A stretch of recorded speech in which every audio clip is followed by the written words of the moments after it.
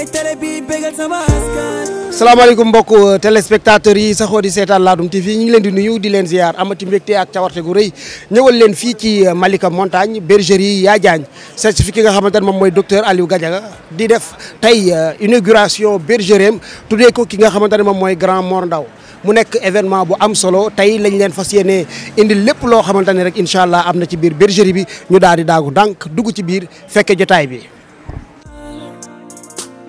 dina saytu sama laanu mi dunde fii ci Ladoum TV jox la kàddu ngi nga mën a wax sa jaar jaar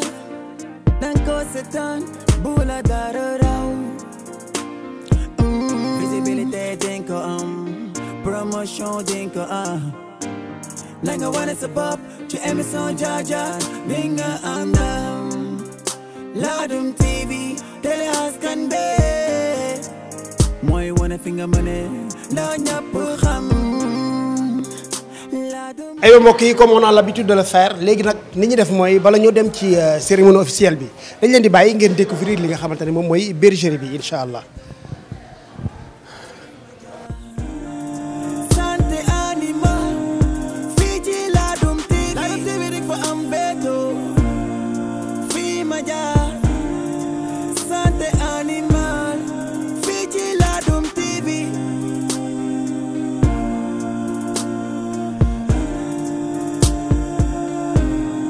fii ci Ladoum TV.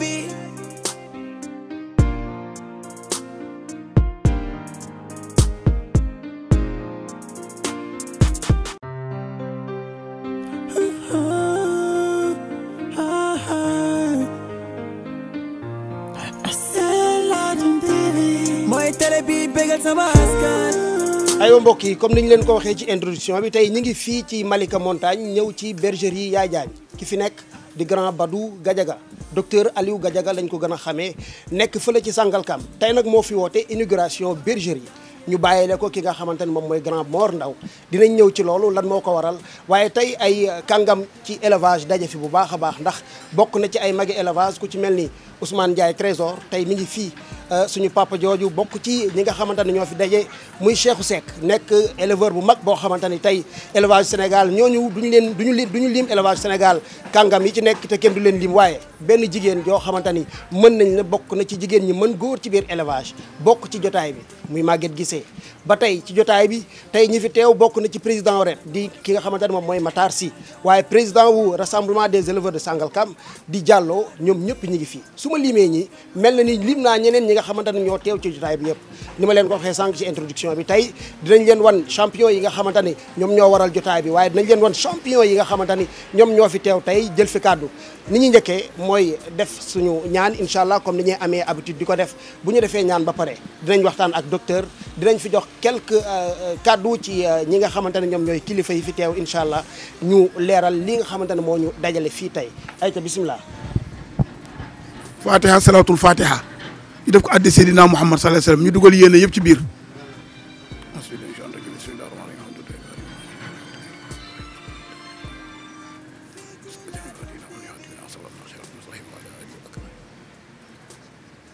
inna allaha wa malaikatahu yusalluna ala nabi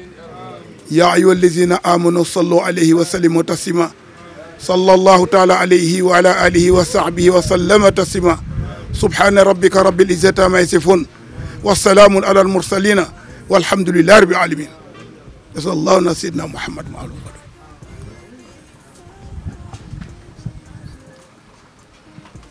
aywa jërëjëf la ñuy wax yal na yàlla nangu ñaan yooyu su ko defee ñu daal di jox kàddu ki nga xamante ne moom mooy docteur Aliou Gadiaga mi nga xamante ne moom moo ñu fi dajale tey docteur sa xol sedd na tey loolu moom leer nañu. aja bisimilah nuyoo ak téléspectateur yi. waaw asalaamaaleykum mbokk yi maa ngi leen di nuyu di leen ziar di kontaan lool di wax alhamdulilahi rabbil alamin di ñaan yàlla kaddu yin fi yëkkati mu gudd ak mu gàtt kaddu sant yàlla la ak kaddu xol bu sedd ndax élevage daal moo man di xëy benn bëccëg nga dajale fi ñii ñëpp mu wóor ne ku la xool rek daf la sopp daf la bëgg ah élevage a ko man rawatina élevage xar yi ñu boole moo tax daal sama xol sedd na maa ngi ñaanal képp ku fi teew bu ma sañoon tudd ñëpp nag ku ci nekk ci turam waaye nag bu ma tuddee ñi nga xam ni ñoom ñoo jiite mbooloo yi rek daanaka tudd naa ñëpp waaye dañoo ñëw nag waa Malika dalal ñu bi ñu waa Malika dalalee muy ñi les éleveurs laadum de Malika ñun ñu nekk ci mag kenn du ko tuddoo Seydi Laye tuddoo Talla Seras parce que mbooloo moo am day am jàppal diw yàlla dafa def ñoom ñu nekk champion yi ñun ñu topp ci gannaaw dañ leen di tudd le parrain nga xam ni Mor la mooy Mor Ndaw Dieng li tax ma def ko parrain nag laa bëgg expliquer du mag ci jataay bi bu dee ay at xëj na maa ko mag mais engagement am ci Malika dafa ñëw ñu former benn groupe daanaka mu nekk journaliste groupe bi dugg mbaar yëpp ku nekk mu feeñal la tey bu ñu demee bay def ay effort di bëgg a inaugurer bergerie di bëgg a bokk participer na ci lu bëri moo tax ma ni ko man mënuma la fay aw ma doom peut-être ju ma lay tuddee maa ngi bëgg a jëm mag mais nag bergerie bi sama yaay laa ko tuddee mais yow laay def parrain bi looloo moo waral parrain marché du poisson la nekk te vraiment mu ngi ciy jàpp bu am solo Mor merci la ñuy wax li tax ma wax ni dama am ñaari famille benn bi Malika la benn bi Sangalkam la bi ma paree sama formation pharmacie génn en 96 def 5 ans d'assistant dama dem installé en 2001 Sangalkam mars bii di passé laa fa def 20 ans sama famille bi ñoom ñoo ñëw nii président ngi ne le muy Pape Samba Diallo bu waxee dina waxal ñëpp dama ciy beral nag Adja Maguette ni ma tuddee Seydi Laye parce que dama naan leen élevage bu nekk da ngay am coach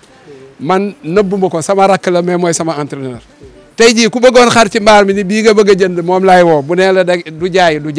bu nee la day jaay parce que wóolu naa ko ci loolu te ñëpp xam na ne damay wax ni nit mën nga ko mag mais doo ko gën a xam xar parce que moom macha allah yal na ko yàlla dafal cat Adja Maguette moom dama koy beral mention spéciale dama koy wax ni yow wax nga jigéen ju man góor la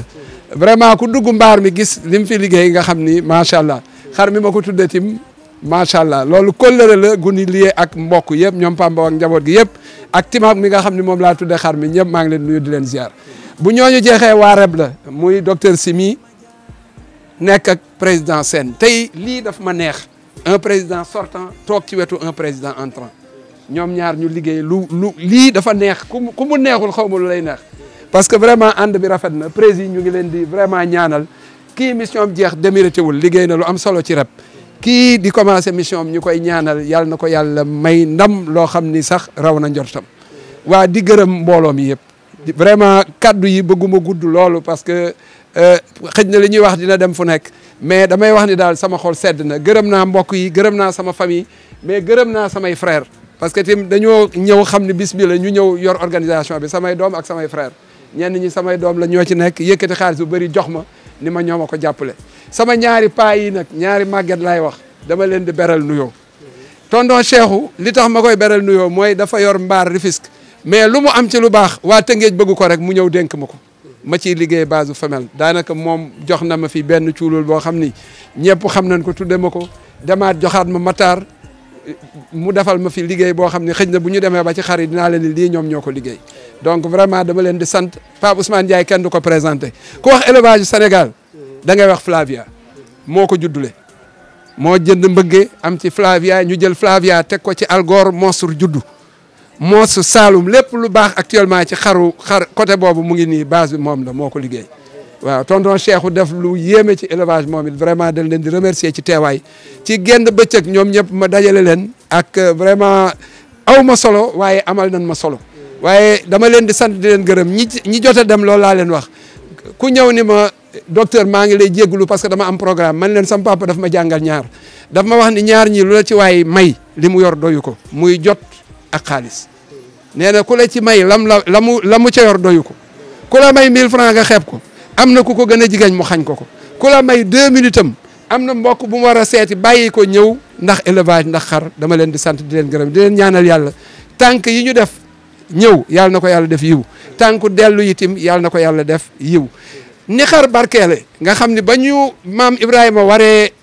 sacrifier maam Ismaïla wax ko ca alxuraan dañu ko if alma tuumar satajiduni insha allah min as-sabirin defal lu la soob di nga ma fekk ci waay muñ ñu teg baat ba nar a rendi yàlla rocc ko roofu fa ñay moo gën a rëy roofu fa gëleem roofu fa nag roofu fa dara xar la fa roof xar di jari million nga yar nag ba mu toll lu ko neex mënoo koo jaayee 300 000 loolu mooy wax ne dafa barkeel moo tax njëg goo dégg ci xar àggagul ci njëgu nit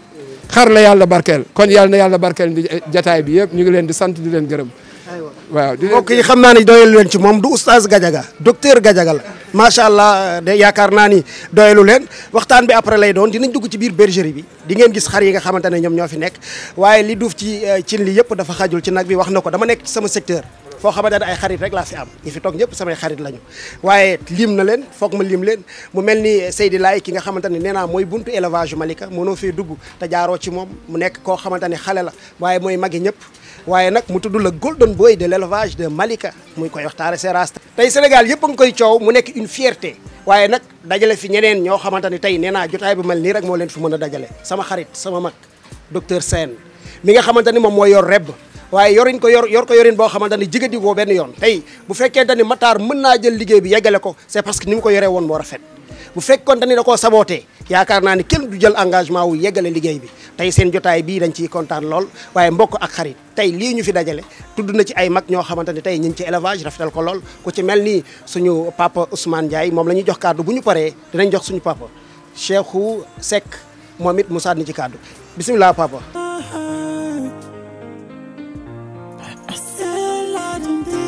di leen ziyaara di leen baalu ax di ñaan yàlla jotaay bi yéene biñ ci am yàlla nañu yàlla defal yéene bu gën a kawe loolu kii nga xam ne mooy docteur Gadiaga ñu daj fi tey ñu ngi koy ñaanal yàlla na yàlla barkeel élevage am li mu ci bëgg yàlla am na ko yàlla nag yàlla defal lu gën a kawe njortam liñ ci wax nag dañ koy tënk rek moom wax dëgg yàlla docteur Gadiaga ku am ngor la parce que boo àndee ay nit ci départ yàlla nag du fay départ arrivé lay fay sama xarit bi di Cheikhou Seck bi muy wax dëgg yàlla ba muy départ bàyyi woon ko xel kii te Cheikhou lu mu am jox ko mu liggéey ci am ci leneen lu gën lu mu yoroon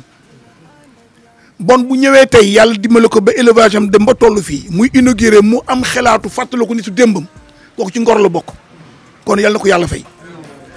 ñun nag wax dëgg yàlla tabarkalla macha allah bi ñu démarré def élevage yu laadum yàgg na parce que mbir boo demee ba wax dëgg yàlla mën naa wax ne bi ñu téye laadum lu mu néew def na 41 ans 42 ans kon du tey ba ñuy yar nag ci jamono boobu passion moo ñu ci dugaloon passion dañ ko bëggoon nekk ci di ko def bëgg-bëgg rek la woon ba yàlla suñu borom fekk suñu si barkeel ko damay wax ne am mbóoj bu géejuwaay yàlla dogal nag xar boobu dafa woon ma 12 porté waaye 11 yëpp nekk jigéen yàlla dogal mu 12e bi nekk jigéen astafurlah 11 yëpp nekk góor 12e bi nekk jigéen El Hadj Mansour Mbodj sama wëllëre jël ko ci man yàlla barkeel ko ci moom mu tudd ma ko Ousmane Ndiaye ma waral tey sama tur tey demee noonu muy sama wëllëre yàlla dogal nag xaram boobu mu tuddee muy Ousmane Ndiaye yàlla barkeel ko ci moom mu jur ñoom Tidiane ñi ngay dégg jur ñoom Lamp ñoom Faran et cetera jur xar yu bare bare macha allah boo xoolee sans Ousmane Ndiaye boobu mu ñuy coow yëpp ci Mansour foofu la jógee mu yàlla dogal mu tuddee ma ko mu demee noonu mu demee yàlla def ci barke. xar yooyu di dem ba bokk xar boobu si bokkul génération ak tey Flavia bi parce que bokkuñu génération moo gën a kawe ñu dem ba jëmi jamono ma yor benn xar bu ñuy wax mbëgge moom moo jur kenn bëggul moo jur tey Flavia bi ngeen di dégg nii donc kenn bëggul maa ko juddulee kenn bëggul tey moo jur tey Flavia donc kenn bëggul laa jëloon ma ne naa dabu ci deretu Ousmane Ndiaye parce que sang bu yàgg la naa dabu deretam yàlla dogal ñu ne ma kenn rek ma fi am sëtam muy suma benn rak bu ñuy wax Cheikh Mbodj di doom ci Mansour Mbodj bu ngi de côté Nations Unies ba ma demee ci moom mu yoroon benn sëtu Ousmane Ndiaye ñu di ko wax jooj yàlla dogal ma tëblu ci moom ma am ci ñaari doom jigéen yooyu nag tey benn bi mooy Flavia bi ngeen di dégg nii benn bi moom laa joxoon dem si yàlla si ma dàgg waaw yàlla dogal ci mbaaxam keroog ba xarit bi juddoo muy bésu àjjuma ci suba biñ may oo maa ngi liggéey tollu caaro yi mais comme dama noon ci PTB te milieu bi ma ne woon milieu bu dangereux la mënu ma génn sama portable bi ma yeggee sama service ñu ne ma sa famille ñu avec insistance ma ndax jàmm la ma oo ci fixe bi ñu ne ma xar bi mu am ñaari doomu jigéen muy àjjuma ci suba sama borom ba dogal ci ngoon gi waxtu timis sama xar bi Cheikhou Seck dama indi docteur Ndiaye sa jamono ma jaay ko 300000 ba ma ko jaayee 300000 mu namp ba am 3 mois mu jël ko waaye yàlla dogal aussi tamit mu xawoon a sàggan parce que li ñu naan xaar la mu xawoon a sàgganteem nag moo waral Jibi Gueye macha allah muy doon xale boo xam ne ku intelligent la xale bu xam li mu bëgg xale bu xam fi mu jëm ma ne nag sama xarit bii Cheikhou ma ne kaa jibi ma gis dina jël xar bi ci la ko jëlee tey yàlla barkeel ko Flavia mu am ci lu nekk Flavia boobu la jël yóbbu ko ci Algor mu tëb ko mu jur tey mos mii ngay dégg ni tey donc mos tamit jur Saalum Saalum donc am nañ yeneen macha allah waaye li ma ci mën a wax rek mooy ñun bi ñuy yar passion moo ñu ci yóbboon bëgg-bëgg moo ñu ci yóbboon yàlla fekk ci bëgg-bëggu te ni ñu déggoo woon nag ci lañ yàlla dimbal tey bañ am li ñu am ni tey man nag benn fi may tëjee benn conseil laa jox la nouvelle génération benn conseil laa jox la nouvelle wax naa ci gétt wax naa ci càmm ji élevage mu toll dafa yàqu de te boo leen bëggee arrivé il faut ngeen dellu soit à la base gis nga li ñuy def ni jox mag ñi nettali mbaaxu mag du yàq dara sa mbaax nettalu mbaaxu nit du yàq dara sa mbaax parce que li ñuy wax dañuy yewee ne rek am na xale yu am chance tafu mag ñi mag alalu yàlla la fekk mag yàgg nax yàlla am na lu bari lu ñu xam ci élevage loo xam ne mu ay secret yoo xam ne même docteur vétérinaire xamuñu ko am na lu bari lañ ci xam loo xam ne kuñ ko baaxul doo ko xam loolu nag jege mag moo la koy may kii nag am na chance muy docteur Gadiam yi jege joon na mag moo tax fa tabarakallah yàlla nag yàlla gën a ubbi du dëgg bon nag sama xarit bii di Cheikhou Seck xëy na dama gën a siiw rek ci élevage waaye jiitu ma ko ci sama mag la yàgg nañu fu nekk dem nañu fa dama ko ci gën a siiw nag waaye jiitu ma ko ci élevage lu nekk def na ko ci lu nekk am na ko ci aussi waaw donc loolu dama koy seeral mboole mi ñu xam ko man nag li may confier à la jeunesse à l'heure actuelle il faut ngeen delluwaat la main dans la main élevage dafa yàqu léegi parce que léegi la nouvelle génération kenn ku nekk da nga ñëw yaakaar na yaa xam lépp yaakaar na yaa mën lépp te nag xale du ñëw démb bëgg fekk mag mu sëkk ci barab 45 ans nga bëgg ba xam-xam doo dem da ngay am sa xam-xam nga denc ko ñëw bénéficier ci xam-xam mu mag mi boo bëggee am njariñ loolu ngay def boo bëggee tarbiya mag nga bëgg ñëw dama xam li mu denc xam-xam na pat de la xool donc c'est un conseil que je donne te tamit soxorante bi dafa bari ci ni ma gisee mbir mi léegi kenn ku nekk defa nga li nga yor rek moo baax doo leen dem buñ ko defee duñ dem xam may dégg loolu tant que ñu nga du ñu dem li Gadiaga yor da nga koy téye comme ça alal fonk ko tarbiya ko li màgget yor nga def ko noonu li kenn yor nga def ko noonu bon ko fekk dem waaye léegi mystique sax dañu ko dugg ci élevage bi mystique sax dañu ko dugg ci élevage bi xeexante bi dama ne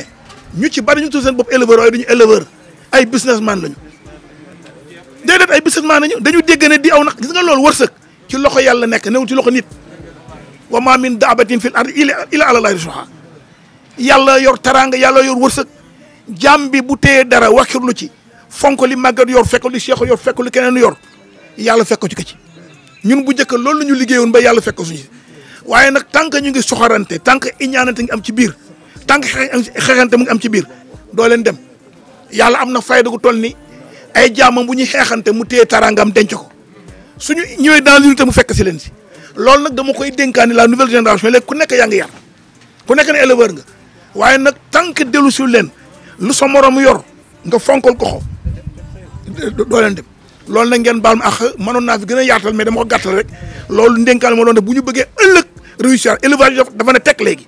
suñu bëggee mu relancer waat nag la main dans la main asalaamualeykum ngeen baal ma ak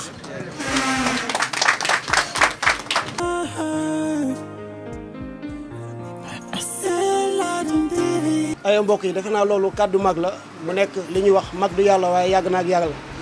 li mu njëkkee mooy wax ñu li nga xamante ne mooy suñu njëriñ ci élevage bennoo gi ñu war a bennoo ak yaatal gi ñu war a yaatal kenn bañ a xeebal kenn la mu yor nee na bu ñu ko defee te fexee raxas xol yi seetal xol yi bu baax a baax li ñu bëgg dinañ ko am ndax ci la yàlla di wàccee barkeem jërëjëf Ndiaye kooku mooy suñu papa Ousmane Ndiaye moom moo juddulu Flavia ñu di ko wax Ndiaye Ousmane Ndiaye trésor ñu ngi lay jaajëfal bu baax papa di la remercier di jox kàddu kii nga xamante ne mooy suñu papa Cheikhou Seck moom di xaritam di wëllëreem moom it bokk ci piliers yi nga xamante ne ci pilier wu élevage yu Sénégal lañu bokk papa ñu ngi lay nuyu di la ziar bu baax noo gisee bés bi.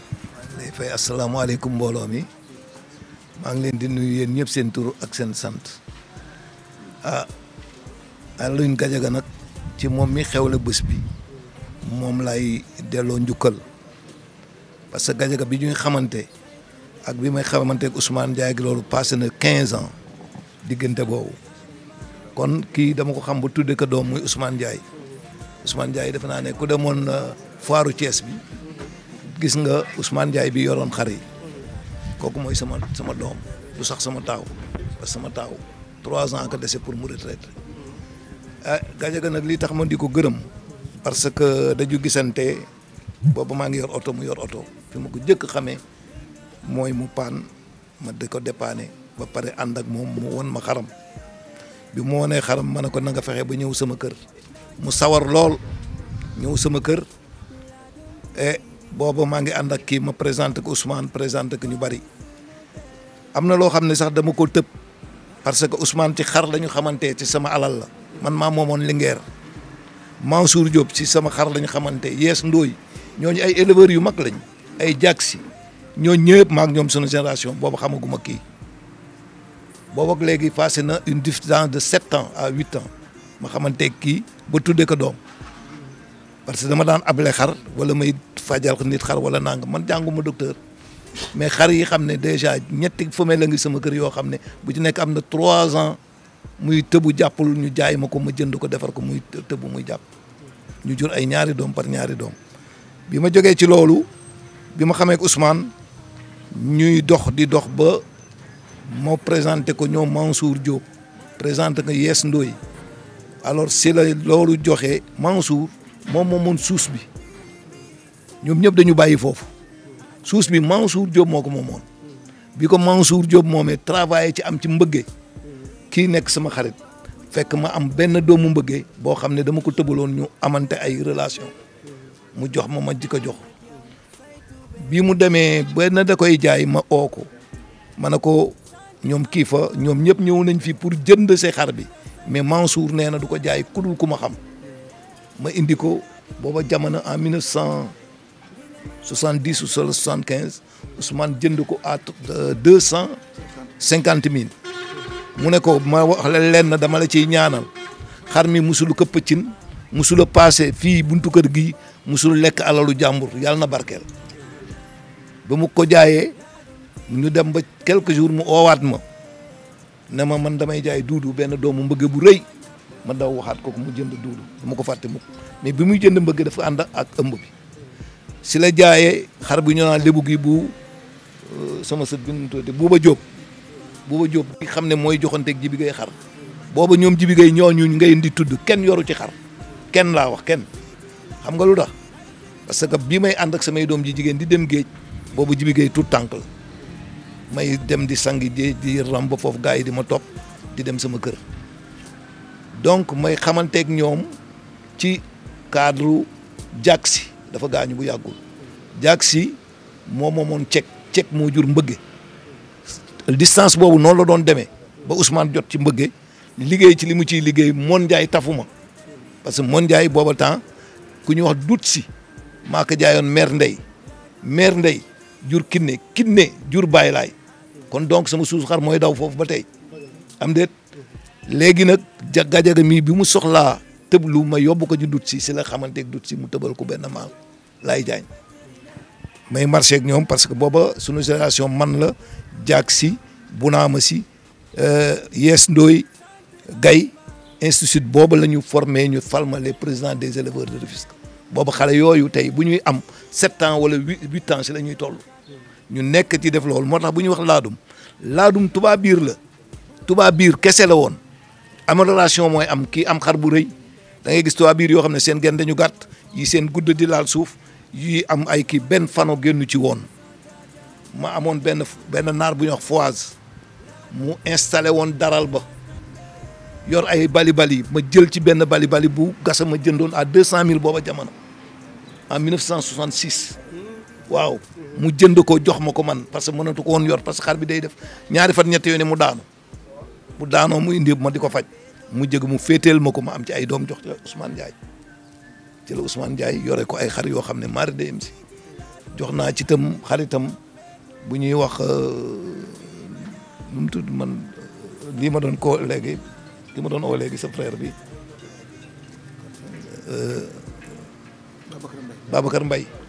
Babacar Mbaye mu ngi ak sama raasu xar aussi mu ngi ak raasu xar Ousmane Ndiaye ci gàttal daal loolu ma xam ne ñaane tëb musuma ci ñaane dénkaane musuma ñaane dara dama lay gis sa mbaar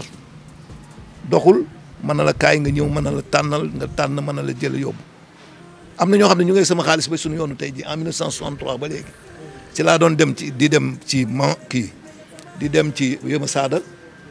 Matar Mbeng dañu bokkoon jàngu alxuraan waaw Matar Mbeng bu Thiès bi ngeen di dégg génn ci loolu parce que moo nekkoon xale bu toppoon ay mag Wéma Siga ñi ngaa ngi fi woon mat na ma pap mais dama ko toppoon man di jóge Tëngéej di dem Thiès tout le temps chaque week-end Thiès laay dem Wéma Siga ñi nga moo ñoo yo entraîné Matar Mbeng ay Galonger ay Wé Saada ñoo ñëpp booba temps chaque jour damay dem ñoo may jaay xar bu ma ñëwee waa Tëngéej bëgguñu woon élevage jàk si moo ci bëggoon élevage ñu affecté ko foofu maag moom ñuy def élevage à Rufisque kon élevage laadum yi ñuy wax amélioration la boo xam ne xar bu nekk dug yow yaa ko mën a moom wala kii moo ko moom wala da ngeen di yëwanante seen biir bu fekkee cadre élevage ngeen di doxal da ngeen di yëwanante seen biir gis ki yor lu jigéen loo xam ne sama maal bu ko tëbee mu génn lu yéeme nga abal ko wala nga ne ko kaay ma tëbal la waaye boo ko soxoratee naka kaay ma jaay la wala da ngay def nii wala nangam bu boobaa doo ci am dara benn xale jóge na Tivaouane temps yi passé ñëw sama kër xaw ma ko mu daal di ma proposer benn affaire na ma sama femelle day dafa toog lu yàgg 3 ans mu tëbb jàppul léegi nag dama la ko bëggoon ni seede ma ne ko tànnal fii benn xar mu tànn benn femelle yóbbu ko mu toog ba sàgg ma oo ko nag femelle bi da jàpp na mu ne ma loolu gëwuma ko femelle bi daal ñaari doom bi ma ñëwee ma boole ko moom ak xar mi jaayaat ko man maa ko jaayat xar bi mu ngi ci moom ba léegi su may wax nii bu ko déggee dina leen répondre kon donc jaar naa foofu comme li Ousmane Ndiaye di wax man du question docteur du question dara maay fajal sama bopp lépp maa koy def Alioune Gadiaga mi oonam fi benn bés ma ñëw dindil ko benn xar boo xam ne toog na ba période bi passé mais bi ma ñëwee dama dindi naa ñaari doom yi ba ñu dund kon donc am na loo xam ne du ne man dama jàngali wala déedéet c'est des faux problèmes nit élevage daf la ciy jiitu xam ci loo xamul waaw ñun ba ñuy fii rapace amul woon man bi may yor xar en 1963 xar rapace amul woon kenn ku fu mën a wax rapace blé amoon na mboq amoon na dugub amoon na mais cox lañ daan jënd ci di natt ji par ay kilo ay poti cox ca marché Tëngéej wala nga jënd ay daggati ñaam bi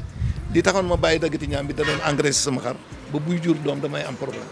donc si laa xamee nan la xar di tëddee nan la doom ji nekk ci place boppam ak yooyu waaw man di leen gërëm nag di leen sant yéen ñëpp ngeen di gën a góorgóorlu nag tey jàppalante parce que jàppalante bi si la bokk waaw jàppalante bi di nga gis benn éleveur boo xam ne amul dara bëgg na waaye mën nga ko dimbali teg ko loxo puus ko mu dem waaw loolu daal xam naa ne maa ngi leen si conseil ngeen di bàyyi xel ci yenn xale yi leen di topp ngeen di leen peut-être xëy na yéen ngi leen di kii ngeen bañ leen di leen siis xale yooyu ñooy doon ëllëg champion waaw kon nag góorgóorlu leen bu baax te yàlla na leen yàlla defal fan wu gudd ak wér gu yaram man fi mu ne maa ngi sama 81 ans du ma xale waaw yàgg naa ci.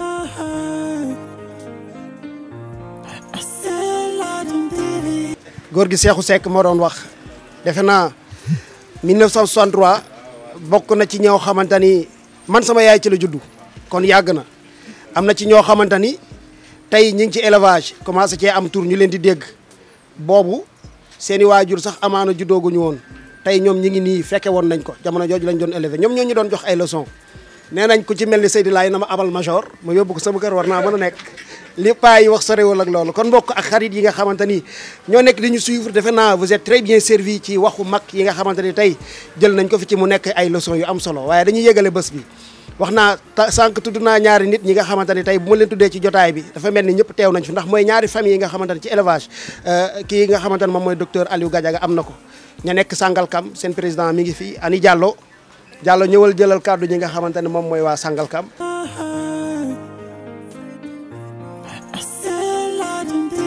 Diallo maa ngi lay nuyu di la ziar. ñu ngi lay fay. bés bi neex na. waaw dañuy sant yàlla dans un premier temps donc li tax ñuy sant yàlla mooy lu mel ni élevage rek a ko mën donc man tey dama xaw a ému li ko waral mooy fii dama fi teew si ñetti anam waaw ñi fi nekkagum casquette bi ñu xam mooy njiitu Radecos. donc looloo waral tey ma taxaw fii teewal mooy rassemblement des éleveurs de la commune de Sangalkam donc mu nekk association bu dynamique boo xam ne mu ngi si ñetteelu atam d'existence donc ñuy góorgóorlu loolu bokk ci li tax ma teew fi tey ñu def délégation ma ànd ak sunu yaay ji Mama Maguette donc maa ngi koy tooñ léegi ne ko xanaa yow da ngay boole sa discours rek discours Radecos rek mu ne ma déet jëlal say responsabilité donc muy wane ne ñoom ci loolu la ñu yaree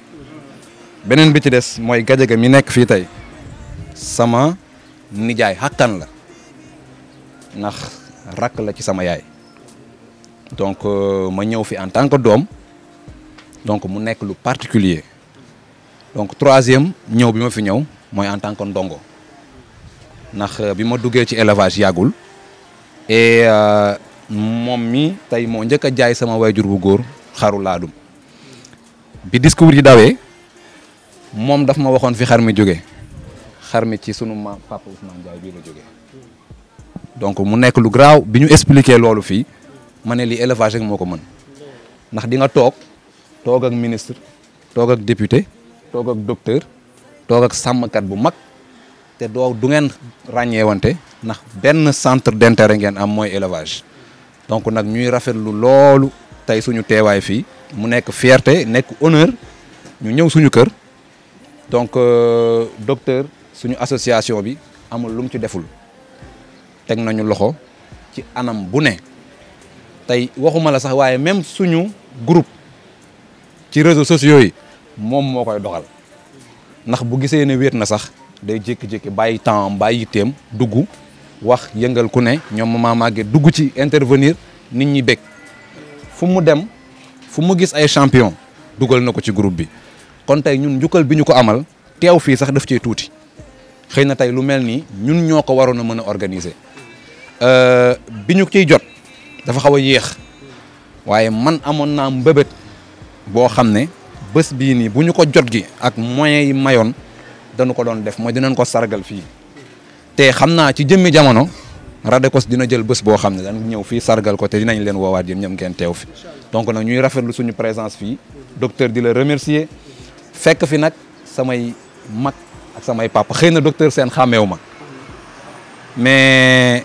Diallo bu Renades la su ma waxee loolu di nga xam kii grand Matar di sama grand frère moom vraiment ñoom ñi dañuy tett ci élevage ñu yàgg ànd ci liggéey région bu nekk ci Sénégal dem nañ fa muy cadre Renades wala beneen cadre bu mu mën a doon yow Jibi ngay sama frère yow fu ne ànd nañ fa donc tey suñu ñëwee fii vraiment suñu xol day sedd lool waaw léegi nag du ma tënk wax ji parce que tamit mu bëgguñu mu gudd trop te du ma remercier tey suñu sama mbokk yi ñu àndal muy waa Radecos dinaa leen lim ku ci nekk ci turam bu ko defee monde élevage bi ñu xam ne Radecos ay ndaw a ngi fa di góorgóorlu tey Mama Maguette du ma ko lim parce que moom li muy doon na ko ci élevage ba pare mais kii Pape Mbow la tudd moom moo yor suñu cellule relation extérieure donc maa ngi ànd ak Timak docteur tuddee ko xar ak Ousseynou ñoom ñaar ñoo yor organisation muy président ak adjoint tey ñu ànd ak ku ci mel ni Jim donc éleveur bu mag la xëy na dañ ko xamagul wala tur bi lañ ràññeewul donc ñun ñooñu ñëpp ñu ànd fi ñëw fi ngir jëmmal bés bi xeeb nañu délégation bi lool bu ñu sañoon dina ko ëpp fuuf ndax moom mérité na ko vraiment du ci cadre deret moo tax may wax mais dama taxaw de l'extérieur seetaan ko man su ma xamee laadum docteur a tax sama wayjur bu góor bu xamee laadum docteur a tax ba mu ñuy jox sëtu mbëggee la ñu jaay moom mi jaayee ñu ko ci njëg loo xam ne xanaa kay dañ doon bañ ne rek mu may ñu ko waaye daf ñu koo may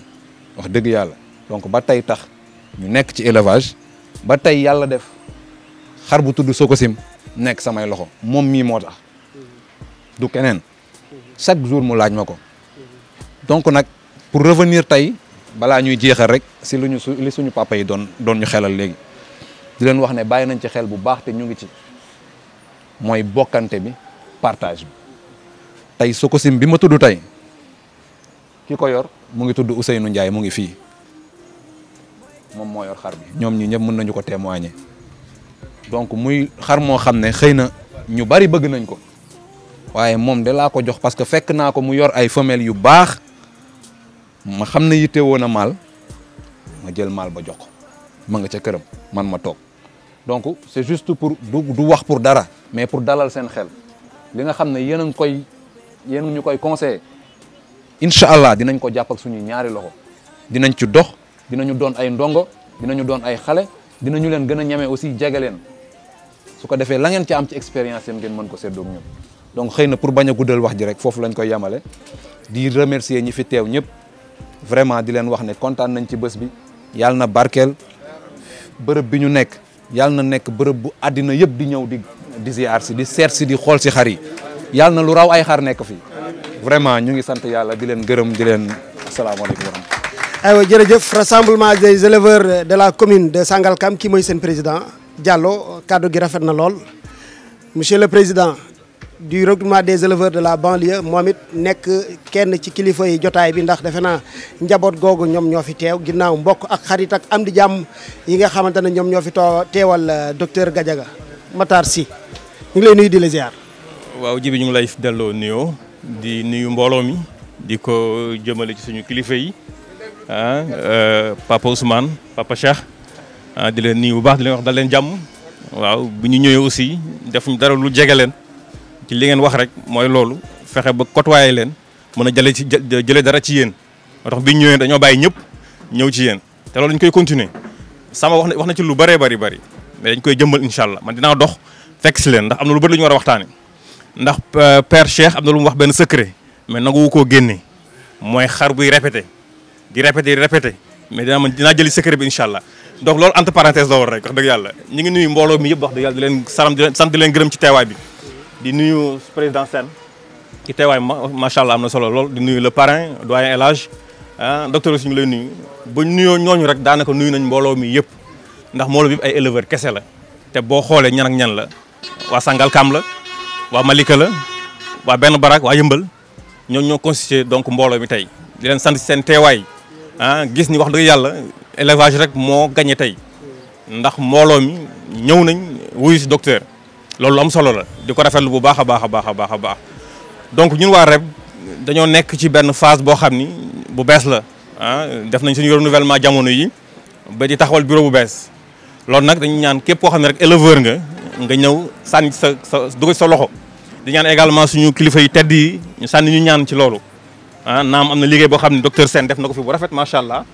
def na fi ñetti foire def na fi également ñaari panel te bu ñuy wax tey foire décentralisée au niveau de la banlieue moom mii la parce que initiative bi ci moom la jógee bu njëkk dañu doon dégg foire Adam Adel wala ci région yi mais bi ñu ko décentralisé ci banlieue bi ci REB la commencé ci Yëmbal la commencé moom joué na ci lu la rëy donc ñu ko ci sant di gërëm bu baax a baax ñu ñëw nag jël relève bi ci moom fas yéene également jëmmal liggéey bi gën a yokk liggéey bi moo tax ñuy woo ñëpp rek ci liggéey boobu képp xam ne rek éleveur nga ak foo mënti nekk même sax mu mën a xëcc ci waa Samba yi dugal lañ ci REB dinaa ko def incha allah mais dañuy woo ñëpp rek wax dëgg yàlla di wane ni élevage bi ñu ñëpp ñoo bokk ndey ñoo bokk bàyyi lépp rek def ci ak sotti la ñu bokk liggéey li jëmale élevage kanam docteur li mu def aussi liggéey la bu war a jëmale élevage kanam nga tey élevage xëy na koo ci gis rek ci xolam mi ngi aspiré def lu mel nii xëy na peut-être moyens yi ñoo ko mayewul xëy na peut-être que temps bi moo xaw a des stock yooyu mais koo gis rek lii lay rêvé mooy ay rêve am pour mu def lu mel nii ndax élevage actuellement foofu la toll fu mu toll mooy lan gën a améliorer conditions yi nga xam ne xar yi fa la ñuy nekk te lii ci la bokk donc di ñaax éleveurs yi ñu mel ni man éleveurs yu ndaw yi ñu gën a tendre vers lu mel nii gën a améliorer condition xar yi ci ngay gisee résultat bi nga xam ne mu nga bëgg donc di ko remercier di ko féliciter ci loolu wax dëgg yàlla yàgg na ci élevage naam mais xëy na day am benn moment da ngay nekk ci tolluwaay boo xam ni li xew di wax ni c'est un nouveau départ amoon na départ mais kii c'est un nouveau départ parce que boo xoolee tey xar yi nekk fii qualité bi fi nekk macha allah départ bu am solo la ñun ñëpp bu ñu sañoon départ yi nii wax dëgg yàlla donc di ko wax ni rek liggéey bi gis nañ fu mu toll di ko ñaan mu gën a yokk docteur li nga ci bëgg yaa ko xam yàlla na ko yàlla defal waaw comme ni ko Samba waxee affaire yi dem ba law ba ñëpp xaj si wax dëgg yàlla mooy mbébét bi tey boo gisee ñu mobiliser wu sensibiliser waa REB pour ñu ñëw lu mel noonu la parce que fu mu toll nii da ngay yokk élevage gox bi ci beneen niveau waaw parce que tey bergerie bu taxaw rek ci conditions yu rafet rek dafa am lu muy yokk ci gox bi ndax am na ñoo xam tey bu ñu ñëwee dañuy sélectionné berger yi ñu war a dem te sax loolu du yoon éleveur fépp fu mu nekk rek dañ ko fa war a fekk encouragé ko jàppale ko élevage am dox ba mu war a yegg ci benn niveau bi mais dafa am ñoo xam dañoo gàtt xel comme ni man buy ñëw ci gox dañuy xool fu ñuy dem dañuy sélectionné bergerie yu mel nii xam xëy na am nañ seen raison mais kon tey bu lii amee fii kon ñooñu noonu bu ñu ñëwee dinañ am bergerie bu ñu mën a gis bu ñu mën a wane moo tax nag loolu ñu ko ciy remercier bu baax a baax donc niveau bi mu ngi koy yokku loolu la ñuy ñaan ñoo aussi ci rek loolu la ñuy liggéey dañuy liggéey ci loo xam ne day tax élevage bi jóge ci benn niveau dem ci beneen niveau donc loolu aussi ñu ngi ko ciy remercier bu baax a baax di wax ni yàlla na fi ay champion yu bëree bëri juddu fàttewuñu nag suñu partenaire ah moom dafa nekk ku baax wax dëgg yàlla jigéen bu baax muy soxna Maguette waaw man bañ na ba partenaire la may woowee loolu mooy wane féete waayam ci man wax dëgg yàlla ñoo bokk Renades mu fay liggéey ba am solo moom moo yor commission femmes et jeunes en élevage muy commission bu am solo également muy innovation ci élevage bu njëkk ba naam jigéen ñi woon ci élevage bi xale yi ñu ngi ci woon mais cër bi ñu leen waroon jox dëgg dafa xawoon des mais dans bi Renades ñëwee nag ne il faut que ma jëmmal loolu il faut que ma jox cër bu baax jigéen ñi mais également jàppale ndaw ñi ci élevage ñu gën a mën a jëm kanam war ñu teg commission boobu dénk ko également moom mu ci liggéey ba mu solo également mu nekk champion bu mag a mag gis naa lim fi joxe ah ñun aussi il faut ñu dem rangi partenaire il faut ñu rangi incha allah nga jox ñu ci yu mel nii lépp di leen wax nag élevage rek moo mën def lii moo mën a boole nit ñi ñu bokk ndey bokk baay liggéey loo xam ne moo ñu jëmale kanam loolu la ñuy woo ci ñëpp wax dëgg yàlla di wax nag ni Djibi REP démarré na ay adhésion nouvelle adhésion yi ñu ngi ci liggéey koo xam ne rek intéressé na incha allah xam naa dañ ci waxtaan après nga ñëw fekk si ñu ci liggéey bi ñu ànd donc gën a jëmale élevage gox bi kanam macha allah jotaay am na solo Djibi di leen remercier bu baax a baax mais suñu kilifa yi également duñu tàyyi di leen remercier rek di leen jox seen gëdd waaw parce que aussi ñoom li ñu liggéey ci élevage dañ leen incha allah donc ñoom aussi il faut ñu gën leen dolli cër dolli gëdd parce que bi ma ñëwee ak ñoom waxtaan ak ñoom lu bëree bëri xëy na nit mën na def benn liggéey mais reconnaissance bi après dafay des te ñun xale yi ñoo war a am reconnaissance jëmale ci kilifa yi waaw loolu mooy suñu njëriñ incha allah dinañ ko dox bu baax a baax mais également REP aussi am na ay kilifa yu fi nekk am na ay mag yu fi nekk ay père Thiendou Mboup ñu ngi fi ay père Balla ñu ngi fi Baara Lay Njaxat Thiam ñooñu aussi ñu ngi xool li ñuy def benn programme boo xam ni leen koy jagaleel ñooñu mag ñi parce que ci InfoREP bi ñu bëgg lancer actuellement jamono ji la ci am benn pàcc bu mag a mag boo xam ne dañu koy jëmale ci kilifa yooyu yaakaar naa suñu première émission bu ñuy def incha allah ci InfoREP bi dañ koy jëmale ci kilifa yooyu maa ngi ciy xalaat bu baax a baax ñooñu aussi comme suñu kilifa yi wax il faut suñu delloo leen njër bu baax a baax gën leen a jege gën leen a jëmmal également gën leen delloo njukkal ci élevage parce que ñoom aussi bu ñu ne élevage gox bi muy yëmbal ñoom aussi joué nañ ci lu bari